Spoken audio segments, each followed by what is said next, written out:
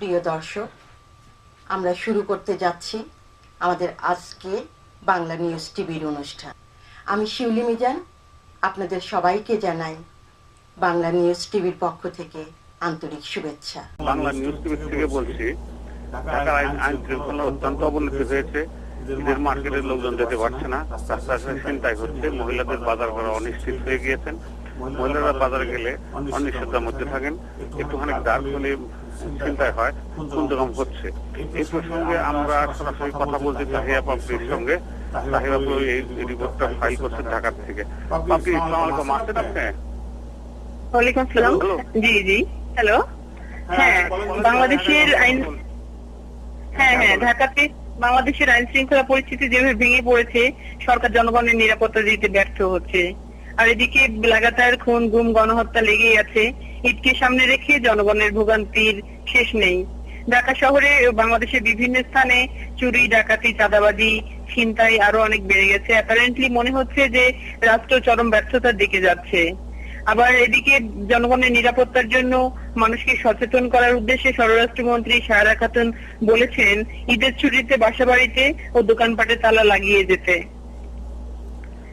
এদিকে মানবাধিকার কমিশন, হ্যাঁ, এখানে যেটা সমস্যা দেওয়া হয়েছে সেটা হলো কি, সরকার তো ব্যর্থ হচ্ছেই, কারণ সরকারের যে আইন শৃঙ্খলা নিরাপত্তা দেওয়ার দরকার এদের মধ্যে সেটা দিচ্ছে না। আর অর্থমন্ত্রী না, স্বরাষ্ট্রমন্ত্রী সে খুব দায়িত্বহীন কথাবার্তা বলছে, এটা দুঃখজনক। আলটিমেটলি আমরাও মনে করি সরকার ব্যর্থতার দিকে যাচ্ছে। ব্যর্থতার দিকে নির্বাচন পূর্বে যদি ব্যর্থতার দিকে যায়, তাহলে যেটা হবে সেটা অ্যানার্কি হতে পারে। অ্যানার্কি হলে তো খুব খারাপ অবস্থা হবে, বাংলাদেশের অবস্থা খুবই খারাপ হবে বলে আমি মনে করি। হ্যাঁ, পরবর্তী নিউজ কি আছে আপনার? এদিকে জাতীয় মানবাধিকার কমিশনের চেয়ারম্যান অধ্যাপক ডক্টর মিজানুর রহমানকে একটি মোবাইল ফোন নাম্বারে হুমকি দেওয়া হচ্ছে। তো হুমকিদাতারা তাকে অশালীনভাবে SMS পাঠাচ্ছে। মানবাধিকার কমিশনের এক সংবাদ বিজ্ঞপ্তিতে জানানো হয়, কয়েকদিন ধরে তাকে হত্যার জন্য হুমকি দেওয়া হয়। মানবাধিকার কমিশনের চেয়ারম্যান অধ্যাপক ডক্টর মিজানুর রহমানের যেখানে নিরাপত্তা নেই, সেখানে সাধারণ জনগণের কিভাবে নিরাপত্তা দেবে সরকার, এমনটাই সর্বসাধারণের চিন্তা আর কি, প্রশ্ন এমনটাই প্রশ্ন সর্বসাধারণের। কুদ্দুস খান, এটা তো আসলে ঘটনা হলো মিজানুর রহমানের চাকরি সত্যিকারই কষ্টকর হয়ে যাচ্ছে, কারণ মিজানুর রহমান মানবাধিকার কমিশনের জন্য চেষ্টা করছেন। নারীদের হত্যা হচ্ছে, তারপরে কি র্যাব কাউকে একজন নিজাম নামক একজনের পার্কে গুলি করেছিল, এর কোনো বিচার হয় নাই। আমরা দেখতে গেলে চলছেই বরাবরই। মিজানুর রহমানের কাজটা অত্যন্ত কষ্টকর হবে। আমরা মিজানুর রহমানের কাছে সমবেদনা জানাচ্ছি। আমরা মনে করি যে সরকারের এই দিকে লক্ষ্য রাখা উচিত। সবকিছু দেখে মনে হচ্ছে সরকার ব্যর্থতার দিকে যাচ্ছে। কাজেই সরকারের উচিত, হাসিনা সরকার নির্বাচিত সরকার অনেক ভোট পেয়ে আপনি ক্ষমতায় এসেছেন, আমরা অনুরোধ করবো আপনি নির্বাচনের পূর্বে আইন শৃঙ্খলা যতটা সম্ভব নিয়ন্ত্রণে আনার চেষ্টা করেন, তা নাহলে কিন্তু দেশের অবস্থা খুব ভালো মনে হচ্ছে না। আর আপনার অবস্থা কতটা ভালো হবে সেটা আমরা নিশ্চিত না। তারপরে কি আছে আপনি? হ্যাঁ, আপনারা শুনেছেন, জানেন যে ইলিয়াস আলীর গুম হয়ে যাওয়া, তারপর সাংবাদিক দম্পতি সাগর রুনির হত্যা, মানে এই সমস্ত এর এখনো সঠিক তদন্ত হয়নি। আবার এদিকে ছিনতাই, চাঁদাবাজি, ব্যবসায়ীদের কাছ থেকে অতিরিক্ত মুক্তিপণ আদায়ে বেপরোয়া হয়ে উঠেছে সন্ত্রাসীরা। বর্তমান বাংলাদেশে পুলিশরাও ব্যর্থ হয়ে উঠেছে বড় ধরনের চাঁদাবাজি। আমি তো পুলিশের ছিলাম, পুলিশটা সবসময় ব্যর্থ, পুলিশটা খারাপ। যেটা হয়েছে চাঁদাবাজির মধ্যে সন্ত্রাসীদের সাথে পুলিশটাও শেয়ার করছেন বলে আপনার মনে হয়? আমার মনে হয় যে চাঁদাবাজি এবং সন্ত্রাসীর মধ্যে পুলিশের একটা নিশ্চয়ই হাত আছে, তারা একটা বাঘ বা বটরা করে থাকেন, তা নাহলে জিনিসটা তারা কন্ট্রোল করতে পারছেন না কেন? এটা দুঃখজনক, লজ্জাস্কর বটে। কাজে এখানে আবারও আমরা বলবো, প্রধানমন্ত্রী, নির্বাচিত প্রধানমন্ত্রী শেখ হাসিনা, আপনি দয়া করে পুলিশের বিষয়টা একটু হাতে নিন। আমার যত মনে হয় শুধুমাত্র অস্থায়ী প্রকৃতির সরকার সময়ই বোধহয় পুলিশকে একটু নিয়ন্ত্রণ করতে পেরেছিল। আমরা দেখেছি ইতিপূর্বে খালেদা সরকারের আমলে পুলিশের খুব একটা ভালো কার্যকরিতা আমরা লক্ষ্য করি নাই। এখনো সে একই দিকে যাচ্ছে। এই চলতে থাকলে তো দেশের লোকের ভবিষ্যৎ খুব ভালো মনে হচ্ছে না। পরবর্তী কি আছে আপনার? না, এখানে আরো অনেক কথা আছে, যেটা পুলিশদের চাঁদাবাজি, থানায় একটা এজাহার দিতে গেলেও, থানাতে একটা এজাহার দিতে গেলেও সেই এজাহার দেওয়ার জন্য জনগণকে টাকা দিতে হয়। তাহলে জনগণের কোথায় গিয়ে আশ্রয় নিবে, মানে কোথায় গিয়ে সে হচ্ছে আইনি আশ্রয় নিবে, কোথায় গিয়ে দাঁড়াবে? আমরা তো সাংবাদিক হিসেবে এই কথা বলতে পারি যে জনগণ কষ্টে আছে, তাদের বিরুদ্ধে অপরাধ হচ্ছে, গুলি করা হচ্ছে, সেই তার জন্য আইনের কাছে গেলেও পুলিশ যদি ঘুষ নেয় বা টাকা চায় তাহলে দুঃখজনক। এখন এগুলি মনে হচ্ছে বাংলাদেশ রাষ্ট্রের অবস্থা ভালো না, ব্যর্থ রাষ্ট্রের দিকে যাচ্ছে। আবারও প্রধানমন্ত্রীকে বলবো, আপনি প্রধানমন্ত্রী যতটা পারেন, আপনি যতটা সম্ভব আইন শৃঙ্খলার দিকে একটু দৃষ্টি দিন। এইভাবে চলতে থাকলে বাংলাদেশ ব্যর্থতার দিকে যাবে। সেই দায়ভার কিন্তু আপনাকে নিতে হবে। আপনি বঙ্গবন্ধু অন্যায় হন আর যেই হন, আপনাকে দায়ভার অবশ্যই নিতে হবে। আর কি আছে আপনি? আর এই অবস্থায় দলীয় সরকারের অধীনে বাংলাদেশে যে অবাধ সুষ্ঠু নির্বাচন কতটা সম্ভব তা সন্দেহজনক, মানে এমন মন্তব্য করেছেন দেশের বিশিষ্ট বুদ্ধিজীবী ও রাজনীতিবিদ। এদিকে আওয়ামী লীগের একরোখা মনোভাব একটা চূড়ান্ত সংঘর্ষের দিকে নিয়ে যাচ্ছে বাংলাদেশকে। এদিকে সব রাজনৈতিক দলগুলোকে নিয়ে অন্তর্বর্তীকালীন মন্ত্রিসভা গঠনে প্রস্তাব দিয়েছিলেন যে প্রধানমন্ত্রী শেখ হাসিনা। সেই প্রস্তাব বিরোধী দল বিএনপি এই প্রস্তাবে ঐকমত্য পোষণ করেননি। তো এই ক্ষেত্রে তারা এখানে একটা সমস্যা হলো কি, প্রধানমন্ত্রী প্রস্তাব দিয়েছিলেন, এটা খুবই সুন্দর প্রস্তাব, কিন্তু বিশ্বাসযোগ্যতার একটা ব্যাপার আছে। সবসময় বিরোধী দলকে যদি সাপোর্ট করেন, তার বিরোধী দল যদি বিশ্বাস না করে যে প্রধানমন্ত্রী সরকারি দল ঠিক তাদের স্বার্থ রক্ষা করে, বিরোধী দলের স্বার্থ বলছি, নির্বাচনে তাদের স্বার্থ রক্ষা করবেন না, তা নাইলে অবিশ্বাস হলে তো তারা এটা গ্রহণ করবেন না। বিশ্বাস সম্পূর্ণ নির্ভর করে বিশ্বাসযোগ্যতা। আমার মনে হয় প্রধানমন্ত্রীকে আরেকটু এগিয়ে এসে বিরোধী দলের সাথে কথাবার্তা বলে একটা বিশ্বাসযোগ্যতা বা একটা কম্প্রোমাইজ ফর্মুলা দান না করিয়ে শুধু আহ্বান করলে, তাও আবার উনি আহ্বান করেছেন লন্ডনে, যে ঢাকায় আহ্বান করেন নাই। আমার মনে হয় একটা ডায়লগের দরকার প্রধানমন্ত্রী বিরোধী দল। ডায়লগ না করলে যেটা হবে, প্রধানমন্ত্রী যদি এককভাবে নির্বাচন করেন, সেই নির্বাচন অর্থবহ হবে না, এবং আবার বিরোধী দল যদি আন্দোলনের ডাক দেয়, সে আন্দোলনের লোক সাড়া দেবে, দেশ আবার ব্যর্থতার দিকে যাবে বলেই প্রতিমান হচ্ছে। আর কি আছে আপনার? কিন্তু বাংলাদেশের প্রতিটি পার্টি তাদের পার্টি নেতার স্বার্থ বড় করে দেখে। এই জন্য বাংলাদেশে আসলে নির্দলীয় সরকারের অধীনে নির্বাচন দরকার। সেটা একটা ভালো পয়েন্ট আপনি তুলেছেন পাপড়ি। যেহেতু পার্টিগুলো তাদের নিজেদের স্বার্থ, বাংলাদেশে খানিকটা ট্রাইবাল বলি আমরা। ট্রাইবাল মানে কি, যে আওয়ামী লীগ করে সে সবসময় আওয়ামী লীগকে ভোট দেবে, যে বিএনপি করে বিএনপি ভোট দেবে, বিএনপি সমর্থন করবে, আর বিএনপি যতই খারাপ করুক বা ভালো করুক এটা নিয়ে তাদের অর্থই নেই। কাজে সেই ক্ষেত্রে কিছুটা ভালো হইতে পারতো। আসলে গণতন্ত্র এইভাবে কাজ করে না। গণতন্ত্র যারা ভোট দেন তারা নিরপেক্ষভাবে চিন্তা করে, নিজের স্বার্থ চিন্তা করে ভোট দেওয়া উচিত। এটাই ওয়েস্টার্ন ডেমোক্রেসিতে আমরা দেখি। তথাপি যদি নিরপেক্ষ সরকার হতে পারতো, যারা কোন দলের পক্ষে না, তাহলে তো কিছুটা ভালো হইতেই পারতো। তাছাড়া নির্বাচন গেলে বিরোধী দল অংশগ্রহণ না করলে তাদের চোট দেওয়ার কোন কারণ, সঙ্গত কারণ আমি দেখি না। আর কিছু আছে আপনার? কিন্তু আমাদের দেশে যে গণতন্ত্র, সেই গণতন্ত্রটা আসলে জনগণের জন্য সহায়ক গণতন্ত্র না। শুধু আওয়ামী লীগ বা বিএনপি বা যে কোনো দল, তাদের শুধু দলের স্বার্থ উদ্ধারের গণতন্ত্র। কিন্তু গণতন্ত্র তো কোন সিস্টেম মানে গণতন্ত্র মানেই গণতন্ত্র। এখন আমাদের দেশে যদি আওয়ামী লীগের স্বার্থে গণতন্ত্র ইউজ করে বা বিএনপির স্বার্থে ইউজ করে, তাহলে যেটা হবে গণতন্ত্রটাই ফেল করবে। গণতন্ত্র ফেল করলে তো অন্য কোনো ভালো ব্যবস্থা আছে বলে জানা নাই। গণতন্ত্রকে তার নিজস্ব গতিতে এগিয়ে যেতে দিতে হয়। গণতন্ত্রকে কন্ট্রোল করলে, নিজের স্বার্থ ইউজ করলে গণতন্ত্র থাকে না। আর কিছু আছে আপনার? হ্যাঁ, কিন্তু এটা তো মানে এরকম হয়ে যাচ্ছে যে তারা তাদের স্বার্থের জন্য গণতন্ত্রটাকে ব্যবহার করছে। আমাদের দেশে মানে আমরা এখানে কি করতে পারি? আমরা মিডিয়াতে, আমরা টেলিভিশন প্রচারে, সেটা হলে সবার উপরে মানুষ স্বার্থ তাহার উপরে নাই। একটা কথা আছে, জনগণের জন্য জনগণই গণতন্ত্রকে রক্ষা করে। যদি বাংলাদেশের জনগণ ঠিক মতো ভোট না দিতে পারে বা ঠিক মতো নেতা নির্বাচন না করতে পারে, তাহলে গণতন্ত্র ব্যর্থ হবে। গণতন্ত্র ব্যর্থ হলে দেশে অ্যানার্কি হবে, দেশটা হয়তো থাকবে না। দেশটা থাকবে না এই কারণে বলছি, মাটি তরুণে যাবে না। যেটা হতে পারে সেটা হলে যদি বিশৃঙ্খলা হয়, রাস্তায় যুদ্ধ হয় বা সন্ত্রাসীরা একটা এলাকা দখল করে থাকে, তাহলে যেটা হবে দেশটার সেন্ট্রাল গভর্নমেন্ট থাকলো না, দেশটা মোটামুটি ব্যর্থ হলো। সেটা হতে পারে। এটা গণতন্ত্রের জন্য যে শুধুমাত্র বিএনপি আওয়ামী লীগ দায়ী তা না, আমাদের দেশের জনগণ অনেকটা দায়ী। কারণ জনগণকে ঠিক মতো নেতা চুজ করতে হবে, ভোট দিতে হবে। অন্যের কথায়, ভাইয়ের কথায়, দাদার কথায় বা বাপের কথায় বা স্বামীর কথায় ভোট দিলে সেখানে গণতন্ত্র কার্যকরী হয় না। আর কিছু আছে আপনার? হ্যাঁ, বাংলাদেশের দুটি প্রধান দল, শক্তিশালী দল, একটা হচ্ছে আওয়ামী লীগ এবং অন্যটা হচ্ছে বিএনপি। তো এই দুটি দল যদি নির্বাচনে না যায়, দেখা যাচ্ছে যে আওয়ামী লীগের অধীনে নির্বাচনে গেল না বিএনপি, আবার বিএনপির ইয়েটা মেনে নিল না যে সে দলীয় সরকারের অধীনে নির্বাচন করবে এবং এখন সর্বদলীয় সরকারের কথাই বলছে।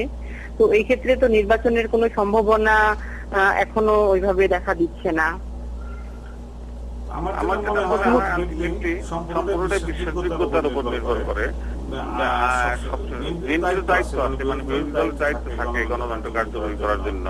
তো সেখানে সরকার পক্ষের দায়িত্বটা বেশি থাকে। সর্বপক্ষ যেহেতু তারা ক্ষমতায় আছে, তাদের উচিত হবে, শেখ হাসিনার উচিত হবে এক পা বেশি এগিয়ে যেতে, নিজের এগো ছেড়ে, নিজের দলের স্বার্থ ছেড়ে বিএনপির সাথে কথাবার্তা বলে কোনোটা সেটেল করা যায় কিনা। শুধু বিএনপি না, যে কোনো দলের সাথে কথাবার্তা বলতে হবে। বিএনপির কথা বলছে এই কারণে, কারণ বিএনপি দলটা বড়, সে নির্বাচনে কোনো কারণ না যায়, নির্বাচনটা অর্থবহ হবে না। কারণ বিএনপির ব্যাপক সংখ্যক কর্মীও সমর্থক রয়ে গেছে, একই রকম আওয়ামী লীগের ব্যাপক সংখ্যক কর্মীও সমর্থন রয়েছে।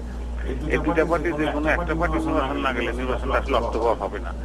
এটা শেখ হাসিনা বা আওয়ামী লীগকে বুঝতে হবে। আর কিছু আছে আপনার? হ্যাঁ, তারপরে এদেশে জনগণের খুবই বলা যায় যে খুব নিম্নমানের জীবনযাপন করে।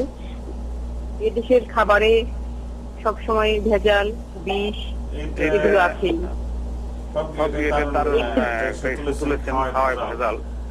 আমি একটা গল্প শুনেছিলাম যে ওইটা নাটক দেখেছিলাম আর কি। নাটকে বলা হয়েছে যে একজনের ভালো খাবার আনতে হলে তার পেটের অসুখ হয়েছে। মানে বাংলাদেশের মানুষ খারাপ খাইতে এটা এমনই অবস্থা, ভালো খেতেও পারে না। যাই হোক, ঘটনা হলো কি, এটার জন্য সব সরকারের দায়ী করা চলবে না। সরকারের কিছু দায়িত্ব তো আছেই, সরকারের এটা কন্ট্রোল করতে হয়, ফুড কন্ট্রোল করতে হয় স্ট্রিক্টলি। এটা সমস্ত মডার্ন বিশ্বে আছে। একই রকম ভাবে যারা ব্যবসায়ী, তাদের কিছু দায়িত্ব নিতে হবে। তারা যদি কম লাভ করে অনেস্টি বজায় না রাখে, তাহলে দেশের স্বার্থ রক্ষা হবে না, জনগণের স্বার্থ রক্ষা হবে না। এই সমস্ত দিকে আমাকে মনে হয় যে দেশটারই বোধহয় উচ্ছন্নে যাবে, সেটাই মনে হচ্ছে। কাজে এটার জন্য দায়িত্ব জনগণকে নিতে হবে, জনগণকে নিতে হবে এই কারণে যে জনগণ ভোট দেওয়ার সময় তাদের ভালো লোক নির্বাচিত করতে হবে। ভালো লোক যদি না থাকে, সেটা একটা বড় প্রশ্ন। তাহলে দেশটা থাকবে না। বিশ্বের মানচিত্রে ছোট একটা দেশ না থাকলে আসলে গেল। বলেন এবার কি? হ্যাঁ, কিন্তু এই নিরাপত্তাটা যেমন বিএনপি সরকার দিতে পারেনি, বর্তমান সরকারও দিতে পারছে না। তো সরকার যদি আবার আসতে চায়, তাহলে সরকারকে জনগণের নিরাপত্তা নিশ্চিত করতে হবে। আপনি কি মনে করেন? কথা বলছেন বাপরি। হ্যাঁ, এটা ভালো কথা। সরকার মানে যে সরকার তাদের প্রতিশ্রুতি দিয়েই নির্বাচিত হন। কাজে সেই নির্বাচনের মধ্যে তাদের তো ডেফিনেটলি জনগণের নিরাপত্তা দিতে হবে, তাদের বেসিক যে নীতি পূরণ করার দায়িত্ব সরকারের।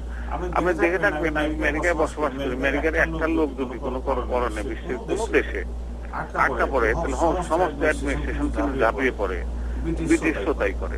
তাহলে সরকারের উচিত হবে যে জনগণের নিরাপত্তা করার জন্য তো সরকার, সেদিকে যদি সরকার বুক খারাপ না করে, তাহলে মনে হবে সরকারই না, ব্যর্থ সরকার।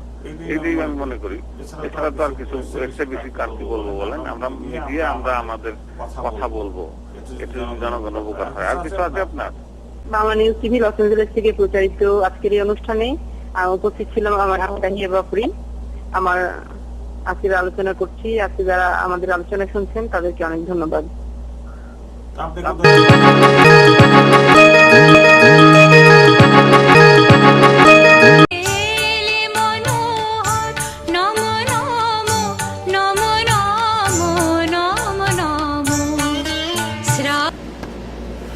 বাংলাদেশের প্রধানমন্ত্রী শেখ হাসিনার অ্যাডভাইজার জনাব doctor Syed Mosaddek Ali 8 August Los Angeles এয়ারপোর্টে পৌঁছান। তিনি 3 দিনের সফরে লস অ্যাঞ্জেলেস এসেছেন। তাকে বিমানবন্দরে সম্বর্ধনা জানান কনসাল জেনারেল এনায়েত হোসেন ও তার অফিসের 2 জন অফিসার। কমিউনিটির পক্ষ থেকে ছিলেন জনাব শামসুদ্দিন মানিক ও রেহানা নানি। ধ্যান আনা নিয়েও জনাব মানিক জনাব আলীকে ফুলের তোড়া দিয়ে অভ্যর্থনা জানান। আগামীকাল 9ই আগস্ট আর্টিসিয়া লিটল ঢাকায় তার নাগরিক সম্বর্ধনা দেওয়া হবে। সম্বর্ধনার পর ফটো সেশনের ব্যবস্থা রয়েছে। যারা মন্ত্রীর সহিত ফটো তুলতে চান তারা এই সুযোগ গ্রহণ করতে পারেন। আসসালামু আলাইকুম, আমি কুদ্দুস খান বাংলা নিউজ টিভি থেকে বলছি। প্রধানমন্ত্রী শেখ হাসিনার সব থেকে প্রভাবশালী অ্যাডভাইজার জনাব সাইদ মোদ্দাসের হোসেনকে লিটল বাংলাদেশের পক্ষ থেকে সম্বর্ধনা দেওয়া হয় 9ই আগস্ট আর্টিসিয়া লিটল ঢাকায়।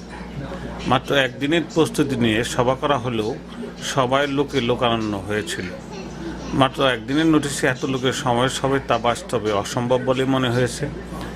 এর কৃতিত্ব সম্পূর্ণভাবেই তারেক বাবু ও শামসুদ্দিন মানিকের। শামসুদ্দিন মানিক ও তারেক বাবু প্রচুর ফোন কল করেছিলেন। আমি বেশ কয়েকজনকে জিজ্ঞাসা করেছিলাম, তারা সকলেই বলেছেন যে তারেক বাবু নয়তো শামসুদ্দিন মানিক কম করে হলেও প্রতিজনকে 5বার করে ফোন করেছেন। বাংলা নিউজ টিভির পক্ষ থেকে প্রচারণাও ছিল যথেষ্ট শক্তিশালী। সভায় স্থানীয় আওয়ামী লীগের সেক্রেটারি জনাব রবিউল আলমের নেতৃত্বে আওয়ামী লীগের নেতৃবৃন্দের প্রায় সকলেই উপস্থিত ছিলেন। সভা পরিচালনার দায়িত্ব ছিলেন মিঠুন চৌধুরী। মিঠুন চৌধুরী সভা পরিচালনার এক নতুন ধারা জন্ম দিয়েছেন। তিনি কথার ফাঁকে ফাঁকে জনপ্রিয় গানের 2-1টি পংক্তি গেয়ে শোনান। এছাড়াও মিঠুন চৌধুরীর বলার ঢং ও উচ্চারণও বেশ ভালো ছিল। অ্যাডভাইজার মোদাচ্ছের হোসেনের বক্তব্য অত্যন্ত সুন্দর ও শ্রুতিমধুর ও তাৎপর্যপূর্ণ হয়েছিল বলে মনে হয়েছে। এবং সুধীবৃন্দ, আজকে আমরা বিশেষ উপলক্ষে এখানে উপস্থিত হয়েছি এবং পবিত্র মাসে, রোজার মাসে। তো আসুন আমরা সবাই মিলে একটু দোয়া করি আমাদের জন্য, আমাদের দেশের জন্য, আমাদের বঙ্গবন্ধুর জন্য, যিনি তার স্বপ্ন পূর্ণ করছেন। আমরা বাংলাদেশ পেয়েছি এবং তার ত্যাগ এবং তার যে সংগ্রাম সবকিছু স্বপ্ন তার পূর্ণ হয়েছে এবং আমাদের স্বপ্ন পূর্ণ হয়েছে। করে দাও, আমরা বাঙালিরা যারা আছি, খোদা তুমি আমাদের অনেক প্রোগ্রেস দিয়েছো ওই দেশে, আমাদের লিটল বাংলাদেশ দিয়েছো, আমাদের আরো অনেক কিছু দিয়েছো। খোদা তোমার কাছে লাখ লাখ শুকর। আজকের এই ক্যামেরা এবং লাইট যিনি নিয়ে এসছেন এবং আমাদের জানেন বাংলা নিউজ টিভির জনাব কুদ্দুস খান এবং California, USA, highly appreciate his kind and gracious visit to the Los Angeles area and wish Honorable Professor Dr. Syed Mudassir Ali, Advisor to the Honorable Prime Minister of the People's Republic of Bangladesh, long life and grand success in the mission of building a future Sonar Bangla of our dream. Bangladesh Society of California, August 9, 2012.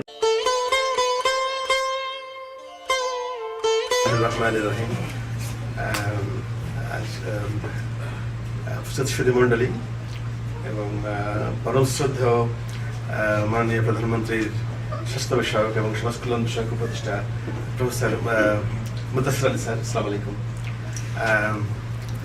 আমরা loss এঞ্জেলসে একটু West কোস্টে পড়ে যাওয়াতে আমরা অতিথি কম পাই, কিন্তু যখন দু একজনকে পাই আমরা খুব হৃদয় উজাড় করে তাদেরকে আমরা আহ্বান করি এবং বরণ করে নিই। সে মানে পরীক্ষা সেটা বোধ হয় ইতিমধ্যে স্যার দেখতে পেয়েছি সেটা। তো অনেক সময় অতিরিক্ত আদর এবং অতিরিক্ত সম্মানের বিড়ম্বনাও হয়। রোজার মাসে স্যারের সেই কষ্ট হচ্ছে কিনা আমি স্যারের কাছে বলে যাচ্ছি যে যদি প্রেশার পড়ে থাকে সেই জন্যে। বাংলাদেশে 10 তারিখ, আমাদের এখানে 9 তারিখ, আর 4 দিন পরেই ওনার আমরা মৃত্যুবার্ষিকী উদযাপন করতে যাচ্ছি এবং আমরা মিলাদ দোয়া খাওয়ার এই রোজার মাসে বিশেষভাবে করব। সেটা আমাদের আওয়ামী লীগের থেকে প্রোগ্রাম আছে। তো সেইভাবে আপনাদেরকে আমরা যে প্রোগ্রাম করব আপনাদের সবাইকে দাওয়াত দিয়ে রাখলাম। তো দ্বিতীয়ত আমার একটা কথাই মনে পড়ে, আমি যখন 81 সালে আমেরিকা থেকে ফিরে যাই, যখন শেখ হাসিনার সাথে নেত্রীর সাথে যখন রাজনীতি করতাম, তো 81 সালের এই মাসে এইরকম 9 তারিখ বা 10 তারিখ, আমার ঠিক দিনটা মনে নাই, তখন উনি বললেন যে ঢাকাতে আমি ব্যস্ত থাকবো, ঢাকায় বিভিন্ন অনুষ্ঠান হবে, কিন্তু বঙ্গবন্ধুর ওখানে টুঙ্গিপাড়ায় যাওয়ার কোনো লোক নাই এবং ঢাকা থেকেও কেউ যেতে চাচ্ছে না, আপনারা খুলনা থেকে 4 জন যে একটু মাজারে যেয়ে ওই দিনকে একটু জিয়ারত করে আসেন। রফিক আলম।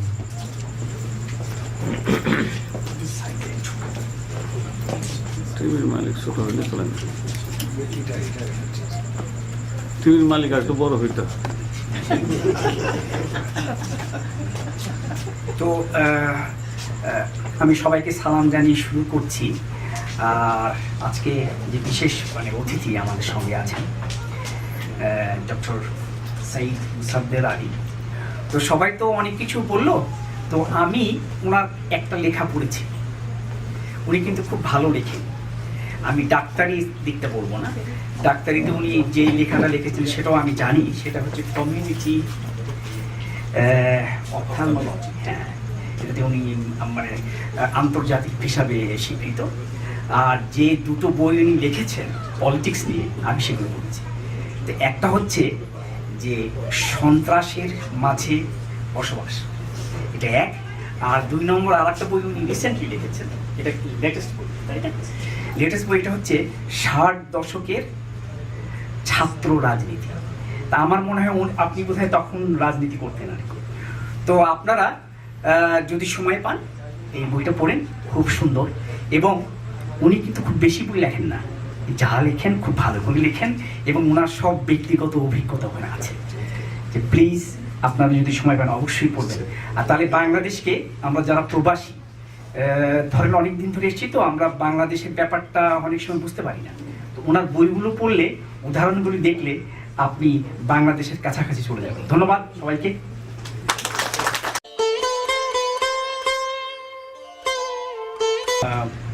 তবে আমি আজকে আমাদের আসরে প্রধান অতিথি মুদাসসির স্যার। আমি যখন মেডিকেল কলেজে পড়ি উনি তখন আমাদের ডিজি ছিলেন। তো সবাই ওনাকে ভয় পেতেন, আমাদের স্যাররা, কাকে কোথায় ট্রান্সফার করা হয়।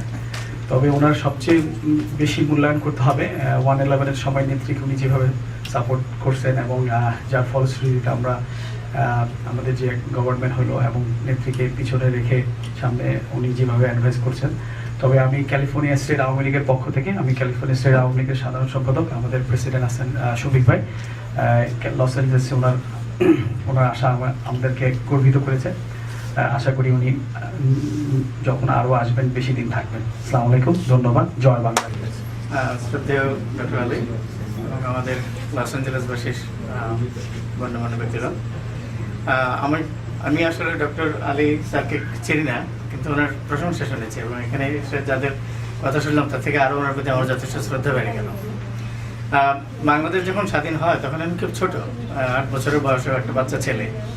এত গোলাগুলি হচ্ছে, কিছুই জানি না কি হচ্ছে না হচ্ছে, শুধু জিজ্ঞেস করতাম যে কি হচ্ছে। বলে দেশ স্বাধীন হবে। দেশ স্বাধীন হলে কি হবে? বলে আমাদের যার যেটা পাওনা আমরা সেটা পেতে পারবো, আমাদের অধিকারটা এস্টাবলিশড হবে। তো ছাত্র জীবন পার হয়ে প্রফেশনাল লাইফে বাংলাদেশে করে এসছি, আপনারা বিদেশেও চলে এসছি নিজের প্রফেশনকে আরও সামনের দিকে আগে নেওয়ার জন্য। কিন্তু একটা জিনিস আমি স্যারকে বলবো, যেহেতু উনি একজন অ্যাডভাইজার, আমি একজন এখানকার একটা ইউনিভার্সিটির প্রফেসর, এবং প্রফেসর মানে হচ্ছে to profess, just like anybody else. কি করা যায় দেশকে স্বাধীন করার জন্য? দেশ হয়তো নামে স্বাধীন হয়েছে, কিন্তু অনেক কিছু দেশে এখনো মিসিং। তো একটা জিনিস আমি বলবো যে ইকুয়াল এমপ্লয়মেন্ট অপরচুনিটি, এই জিনিসটা আমেরিকাকে একটা গ্রেটেস্ট কান্ট্রি সারা পৃথিবীতে করে ফেলেছে। যে আপনি কি সাদা না কালো, আপনার বয়স কি বেশি না কম, আপনি কি প্রেসিডেন্টের ছেলে না মেয়ে, nothing matters, all matters is what you have. আমাদের বাংলাদেশে অনেক ছেলে মেয়ে আছে যাদের যথেষ্ট যোগ্যতা আছে, কিন্তু আমার মনে হয় না যে তারা তাদের প্রকৃত পাওনাটা পাচ্ছে। আমাকে সবাই চিনাই শ্রীময়। ও দেখা হয়েছে অনেকবার। হ্যাঁ, আপনার সাথে দেখা হয়েছে। মনে পড়ছে ওর সাথে অনেকবার। আমি রুল আর ওইখানেই কত বড় ফ্রি উপদেশ দিচ্ছি, ধন উপদেশ শ্রদ্ধেয় প্রধান অতিথি প্রফেসর সৈয়দ মুদাসসির আলী, আপনাকে সুস্বাগতম।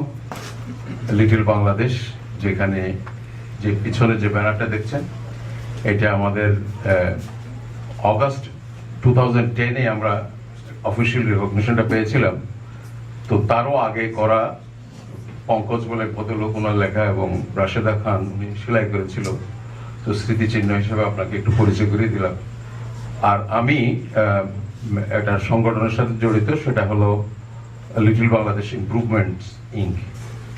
তো আমরা যে জায়গাটুকুন পেয়েছি ওটাকে বিউটিফাই করা, বাংলাদেশের স্থাপনার প্রতিকৃতি নিয়ে এসে সাজানো এবং প্রমোট করা, এটাই হচ্ছে আমাদের কাজ। এটার জন্য আমাদের এখানকার লোকাল ফান্ডিং এর ব্যবস্থা আছে, আমাদের দেশেরও কিছু ব্যবসায়ী আমাদেরকে ফান্ডিং দেবে এই জাতীয় প্রতিশ্রুতি দিয়েছে। আপনাদের প্রতি আমাদের অনুরোধ থাকবে যে এই জিনিসটাকে আমরা যদি বাস্তব রূপ দিতে পারি, it will B A walking museum. Millions of dollar টিভিতে অ্যাড দিয়ে যেটা আমরা অর্জন করতে পারবো না, এটাকে যদি একটু সাজিয়ে দিই, সামান্য কিছু বুদ্ধি দিয়ে, পরিকল্পনা দিয়ে, তাহলে বাংলাদেশের আপনার সম্মান বৃদ্ধি পাবে। এবং to the prime minister of government of Bangladesh, in recognition of his valuable visit on August 9, 2012 to Little Bangladesh, Los Angeles, California, USA, which its citizens will cherish with love and remember with honor. Thank you, sir. আমরা একজন সম্মানিত অতিথি পেয়েছি, সেজন্য আমরা অনেক উৎফুল্লিত এবং সেটার জন্যই আমরা এখানে আসছি। Just I want to say welcome on behalf of ABA, American Association of Bangladeshi Engineers and Architects। North আমেরিকায় আমাদের 9টা চ্যাপ্টার আছে, আমি এই সাউদার্ন ক্যালিফোর্নিয়া চ্যাপ্টারের প্রেসিডেন্ট। আমাদের সেন্ট্রাল কমিটির প্রেসিডেন্ট ইলেক্ট উনিও আসছেন।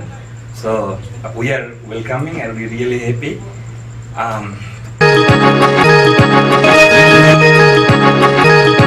অধ্যক্ষ সহ সভাপতি, উপস্থিত প্রাইম মিনিস্টার অ্যাডভাইজার এবং আমার বন্ধুগণ, মিঠুন ভাই যে কথাটা বললো ওই কথার প্রসঙ্গে আমার সামান্য একটা কবিতা মনে পড়ে। যুদ্ধে জিতেও বিজয় দেখিনি, দেখেছি তার কালো কুৎসিত রূপ, পেয়েছি স্বরাজ স্বশাসন ভূমি, সে কেমন বিজয়। লিটল বাংলাদেশ ব্যানারের নিচে বসে আছেন আমাদের বাংলাদেশের প্রধানমন্ত্রী, সমগ্র বাংলাদেশের নেত্রী, জননেত্রী শেখ হাসিনার স্বাস্থ্য বিষয়ক উপদেষ্টা। বাহ, এটাই তো আমার আনন্দের দিন। আমরা লিটল বাংলাদেশ নিয়ে যুদ্ধ করেছি, তাদের মতো যুদ্ধ নয়, দীর্ঘ পথ পাড়ি দেওয়া, বুলেট, যেটা মুয়াজ্জমের মুখে শুনেছি। আমাদের সেই সশস্ত্র সংগ্রাম করতে হয়নি, আমরা বুদ্ধির জোরে, কৌশলের জোরে কোরিয়া, জাপান, চায়না এবং অন্যান্য Mexican, black American, white American, তাদের মাঝখানে আমরা গঠন করেছি আমাদের লিটল বাংলাদেশ। 1971 সালে আপনারা যা করেছেন, 2010 সালে আমরা তাই করেছি। এবার বিদায়ের পালা, আগামীতে অনুষ্ঠান দেখার আমন্ত্রণ জানিয়ে আজকের মতো এখানেই বিদায় নিচ্ছি। আমি Maya Alam, Bangla news TV, Los Angeles.